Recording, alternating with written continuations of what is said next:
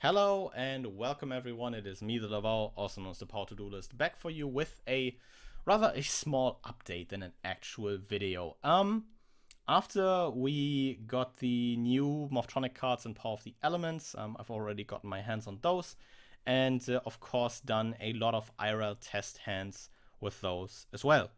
But some of those test hands left me in this weird spot where I felt like if you're not necessarily seeing some, if not like at least like 2 or 3 of the new cards, the deck in some cases felt worse than before. This might just be a personal thing, but I've heard from someone else who's also like playing Morphtronics regularly, that the deck sometimes feels brickier than before. And I kind of, as people on Twitter might be aware that follow me on Twitter might be aware of by now, I kind of want to try to revolutionize the deck in some sense. I think it's a very quote-unquote revolutionize, probably won't change the way we look at the deck, as the deck has been around for a long time, and I think more competent people have tried their hands at this deck than I do. Than me. Rather than me. So yeah. I've been working on a list.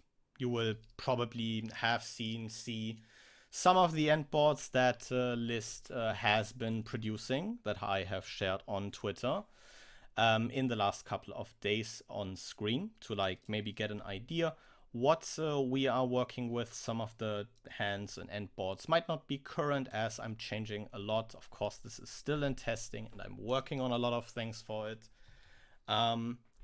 But I currently really like the list, and I currently have the list in front of me. I think this is a list that would get me crucified if I showed this to the wrong people. Rightfully so, I think. But to some degree, it makes the deck more interesting in my eyes, because the deck plays and combos very much differently from what I've been used to, and probably what a lot of you guys are also used to by now. And I think that is a very welcome breath of fresh air, just in general. I don't want to spoil too much. It changes a couple of things about the deck, but it also, I think, in my eyes, makes it at least more enjoyable for me. But if this comes down to personal preference, I will die on that hill, even if people call me stupid for it. I don't know. I think at that point I can live with some people on the internet calling me stupid. But I've said to Jaden today in a conversation, if at the end of all this, at least one person under that video goes, hey, this is fairly interesting, I will give this a try.